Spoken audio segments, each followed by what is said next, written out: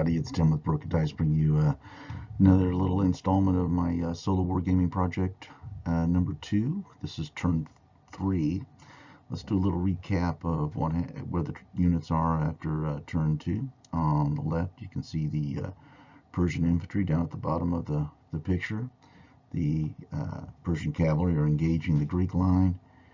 And the picture on the right shows, excuse me, shows the position of the Greek infantry. Let's move on. All right, start at turn 3. The Persians, again, I keep saying the Greeks. The Persians win initiative, and so their divisions get to operate first. And as you can tell, the cavalry division has a king, I do believe that is up there, and the Persian infantry have a 5. So the Persian cavalry will go first, and then the Persian infantry. Here are the orders rolls, which is very interesting because, you know, the cavalry commander has a command rating of 10, so he's pretty assured of getting most of his orders off. And he has succeeded, even if you look on the right of the screen, the horse archers needing a 7 because they're all the way on the other side of the table. They even passed their orders test. Okay, flanking moves. You see on the picture on the left where the Persian cavalry are presently located, and the picture on the right shows you where the Persian right cavalry have turned the Greek flank and are now in a position behind the Greek line. Now this is where we need to talk about history, and a lot of times, a lot of tabletop games when you're playing competitively, in this particular situation, would we have charged our light cavalry and horse archers into these skirmishing infantry? Probably so, just to take units off the table, maybe tie them up a little bit longer. There's no guarantee of this because it's light cavalry and camel riders.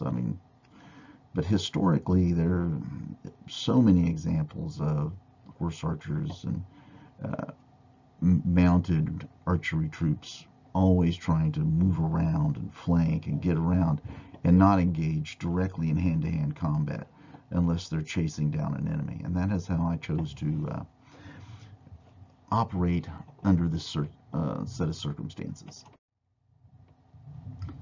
Okay.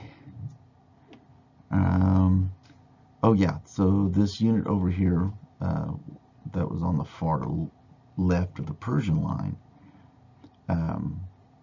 they maneuver backwards.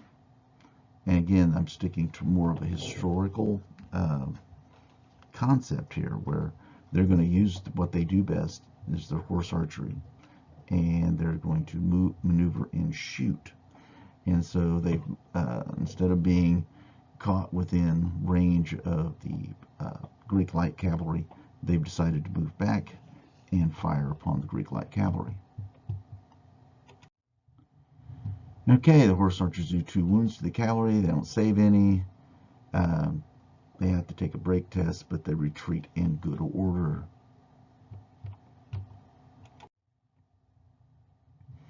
Okay, on the Persian right flank, we're going to fire upon some of these javelin guys, and we do 3. That's right, did 3 wounds to them. That means that the small unit of javelin men become shaken and retreat in good order. It rolled really well for those guys. And alas, again, the Persian infantry division fails to move.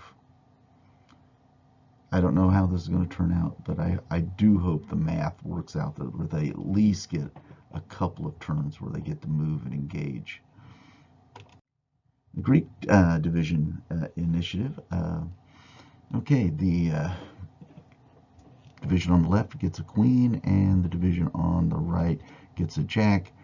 And we'll just suffice it to say that the Greek division on the right failed to move again as well. So they've moved one time out of 4 turns. Well, it's better than the Persians. Persian infantry hasn't moved at all. All right, now we're into the Greek phase of turn 3. Pretty self-explanatory. Without the right infantry division, Greek infantry division moving, we're not going to talk more about that. On the left here, the Greek left turns to face the Persian units because, again, they're all skirmishers and lightly armed infantry, so they have a lot of maneuverability. So in this instance, with the threat only to their rear, without the Persian infantry moving forward to help engage, I don't see why they wouldn't turn around and engage these flanking cavalry. They throw javelins at the camel riders, they do through wounds, and the camel riders don't need to take a break from the shooting because no 6s were rolled, and they are not shaken. And this brings us to the end of turn 3. Hopefully, both of those infantry divisions that haven't been moving for either side will get into the fray in turn 4. I hope everybody's enjoying this little walkthrough of Hail Caesar, and we will see you next time. Everyone be safe. If you would please leave a comment, subscribe, let's stay in contact, let's stay in touch. Everybody be safe and be well.